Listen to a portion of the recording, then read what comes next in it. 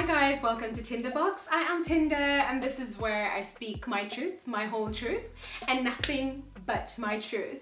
So first things first, I hope that you and yours are keeping well and safe given the current COVID-19 situation. If you're working from home, I hope that you're enjoying yourselves. And if you're homeschooling, oh my God, well done you.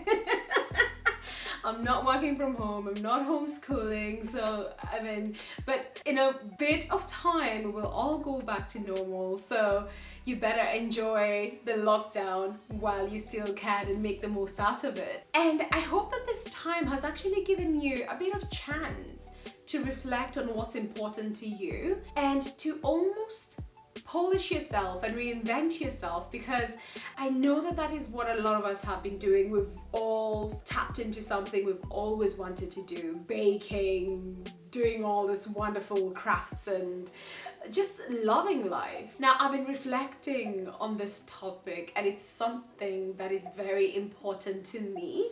I've been wanting to speak about it for a long time, however, I've just not come around to doing it. But given that now I have so much time to do it, I've just decided, you know what, why not? So a few days ago, I was watching this interesting interview on YouTube, and it's this guy, his name is Dr. David Washira.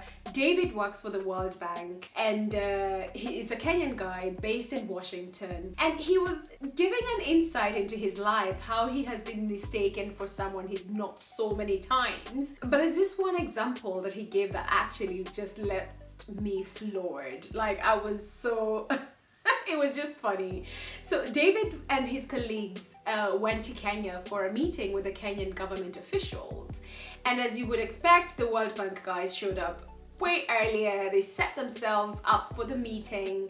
David hung his coat on the chair, opened his laptop, and went to the corner of the room to fix himself a hot drink. Now, while he's fixing this hot drink, this group of Kenyan government officials walk in, and across the room is this guy busy minding his own business, making his own drink. Then they walk up to him and they start telling him, hey, could you make me tea with this many sugars, coffee with this many sugars, could you please put this much milk, could you do that, could you do that? And David was so gracious that he made everyone a drink, and then he took his own drink and went sat down. And these Kenyan officials were in shock. They were so embarrassed. And after the meeting, they walked up to him and they were like, hi, we're so sorry, we didn't know that you were one of us, blah blah blah blah blah blah. They just went on and on and on. And David said the thing that really surprised him is this guys didn't expect that someone like him would amount to much, and all they thought was that he was there to make them tea. He was just a waiter. And this resonates a lot with my own experiences. Not that anyone has ever mistaken me for a waiter. But a lot of people that meet me in the UK tend to think that I either work in nursing, I'm a nurse, or I'm a care worker. They don't think I'm anything else, because the stereotype is that when an African woman comes to the UK, she will either become a nurse or a care worker. Now, right now we are seeing the wonderful things they are doing given the COVID-19 situation, so yay. But it is weird that we don't expect anyone to do anything other than care or nursing. Now, I remember when I first came to the UK, I had a massive plan. I was so excited. I've been here since 2011, and my plan was that I would come here and work for a media house as a correspondent in Africa. I had just gotten married, so I was over the moon with the whole situation. So I came here, and as you can imagine, I started firing my CV to BBC, STV, ITV, Scotsman, this, there. And these guys got back to me and they were like, we need you to have been in the UK for at least 6 months and to have 6 months worth of reference to even consider you for this job, but thanks so much for applying. So it was a bummer, and I was like, oh, so what do I do? And I remember speaking with one of my really good friends, and she told me, you know what, Tinder, you need an entry-level job, just something to keep you busy. And she told me one thing that I'm thankful for to this day. She told me, Tinder, make sure that you don't settle. And now, many years after, I know what she meant. So I started applying for entry-level jobs that didn't have the same criteria as the other jobs. So I was applying for waitressing jobs, and I didn't want to work in McDonald's or KFC. Not that there's anything wrong with working in McDonald's or KFC, but I wanted a job that I felt I would enjoy. So I started sending my CV to this really nice restaurants, and I got emails back inviting me for interviews and trials, and I was so excited. Now, I had just gotten married, so my CV had my married name. So it had Martha, which is my first name, and then Scott, which was my married name. So I sent my CV out, and I remember getting this email back, and this restaurant invited me for a chat. And they told me, hi, thanks so much for your CV. We'd really like to meet you. Are you free for a chat tomorrow at 2 p.m? And I was like, yes, why not? So the next day, I went to this restaurant. It was at the Royal Mile in Edinburgh. I mean, I live in Edinburgh, the most beautiful city in the UK, so I'm quite lucky to have ended up here. Anyway, back to the restaurant. So the restaurant is on the Edinburgh Royal Mile, and I remember walking in, and it was mind-blowing. This place was amazing. So I walked in and I looked across the bar. The spread was, oof, amazing. I looked across the bar, and there was this guy with a notepad and pen, and he was obviously waiting for me. So I was so excited, I almost galloped my way to the bar, but I just walked through to him and I introduced myself. I said, hi, my name is Martha, and I know that you're expecting me. And he looked at me, and I could just see him blink, and it didn't register with me at that point. So he asked if I wanted a drink, and I told him, yeah, I'd love water. So he brought me some water, and we sat down. Then he asked me how long I've been working in the hotel industry. Now, the reason that I replied to this ad was the adverts clearly stated that I didn't need any experience. So I was quite excited. I was like, yeah, this is what I want. I don't have any experience carrying plates and wiping tables, so I will definitely go out and try this job. So I told him I don't have any experience, but I'm a quick learner. I'm really great with teams. I'm this, I'm that, I'm this, I'm that. I was basically selling myself to this guy. Then he looked at me and he told me, Martha, I'm really sorry, but we want someone with experience. And that is when the penny dropped. I have faith in humanity. I didn't see this coming, but the guy was not expecting me.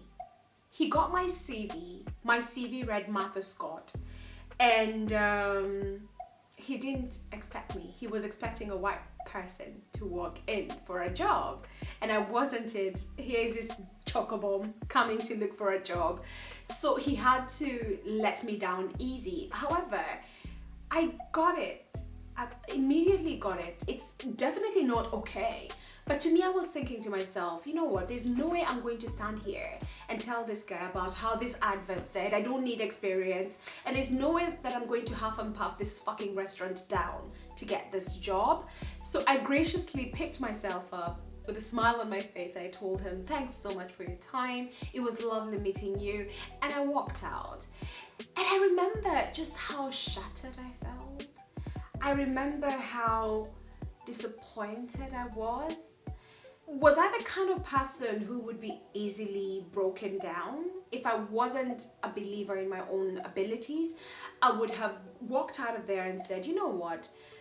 It's true that there's no way these guys will ever give me a chance. Word on the street is right, that these guys don't want us. They don't want us to do this kind of jobs, so fuck it. I'm going to go into nursing, or I'm going to go into the care industry. That is what I would have done, but I didn't do that. I just went home, changed my CV, had my African name, had Mutinda there, and that was basically just to give people an idea that the person that is going to attend this interview is going to be exotic as fuck. Now, the stereotype is nursing or care. However, I have friends who are in robotics, I have friends who are engineers, I have black friends who are in the financial industry, who are in renewable energy. So there are jobs everywhere, but most of us tend to come in with this mentality that, you know what, I'm not going to get a chance, so this is what I'm going to do. And this brings me down to the imposter syndrome. Now, the imposter syndrome is where no matter how able you are, you will keep on doubting your own achievements and competence. So you might be in a very senior level, and it tends to affect people in the minority groups who end up in spaces that everyone else thinks are impossible to get into. And then you start feeling, oh my God, I'm going to get caught out. These people are going to find me out, and these people are going to realize that I'm just a fraud. So you live in fear of being found out. And it's probably the reason that a lot of us tend to settle for other industries. A lot of us tend to settle for retail, or we tend to settle for security jobs or the care jobs, or probably warehouse jobs, because we don't think we can get those other jobs. And when we do, we still don't feel like we are meant to be there.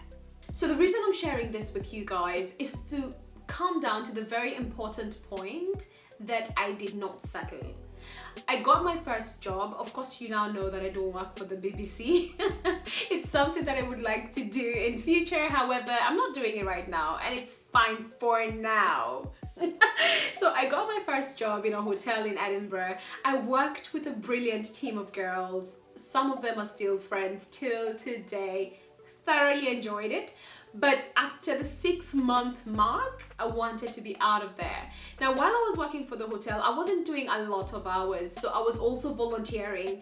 I was volunteering for the British Heart Foundation, and I was also volunteering at a community radio station. So I had my own show at the radio station, and I absolutely loved it. However, I wasn't getting paid to do that, so I needed a full-time job. So the second job that I got was in the bank. I started in the customer care department, so I was on the phone, and that's when I got a chance to grow arms and legs. So I was so good at my job that as part of my personal development plan, the bank told me, listen, you're doing all this amazing work. What can we offer you? And I asked for them to sponsor me for my qualifications to do mortgage and financial advice, and that is what I got. And I absolutely loved it, because as much as I was working so hard, they had a plan to reward me. And that is one amazing thing about working in the UK. A lot of companies have a personal development plan where they can help you achieve your goals and get your qualifications to do whatever you want to do. That was what I asked for, and that's what I got. And then I became a mortgage advisor. I started covering a few of the branches. After that, I ended up joining another amazing company as a whole of market mortgage advisor. So I was dealing with all the lenders, and I absolutely loved it. Then recently I became self-employed. Yes, perfect timing. Thank you, Rona. So I recently became self-employed, and I'm still doing my thing. I'm still having those conversations. Of course, the mortgage market has slowed down, but I know that things are going to pick up and I'm going to get back into action. So I'm not actually worried about that. Had I settled, I wouldn't be where I am today. So what 3 pieces of advice can I share with you? 1, do not settle. Don't settle. If right now you're just doing a job for a job's sake, that's fine. But have your end in mind. Don't get into a job and just think, you know what, I'll just work more hours to make more money. If you want a better job, go for it. So don't sit down and think, you know what, they will not give me a chance. Of course, you will get people who are such mega assholes that they will not give you a chance, but you will get other people who will see you for who you are and they will give you a chance. What I've realized is, as a Black person, you have to work 10 times harder. You have to give it your all. So while other people can get away with cruising above shit level, you cannot. You will be found out, and you know what? You don't want to look like the person who, yeah, you know what they say, No, you don't want to be that person in the office. You want to be the person who's constantly proving everybody wrong. So that is one, do not settle. Two, believe in yourself. The least you can do is believing that you're worth your weight in gold. So push yourself, work as hard as you can, and just be the go-to person. When someone has a question, let them come to you to ask you that question, because you're the one who knows everything about everything. Believe in yourself. And third, do not undersell yourself. Don't diminish your own abilities. There's nothing wrong with being modest, but you cannot take your own shine away from yourself. If you've done something, take credit for it. And if you work in a team where people want to take credit for what you've done, or you're working with someone who constantly takes credit for what you've done, speak up. And if you find yourself in an interview situation where you're very tempted to say, we did this, we did that, we did this, we did that, no, it's not about we, it's I. I delivered that project. I did this. I helped that team meet whatever objectives they had. It's about me. You have to take your glory and run with it. You can't let people think that you've just been sponging off other people's achievements. No, stand up when it's your turn and boast about your abilities. You are good enough. You belong. And don't apologize for it. Give yourself permission, because it's okay. It's your achievement. So bask in your own glory and run with it. So those are the three things that I would advise anyone who is coming to the UK or any other areas of the diaspora to do a job. Don't let your career be dictated by the stereotype. Go out there, do your thing, whatever makes you happy, shine in it, and be proud of what you're doing. So guys, that's it for today. And if you want to be kept updated on future content, subscribe, because I'll be doing this very often. And if you love what you've seen and heard, please leave a like below, okay? All right guys, bye.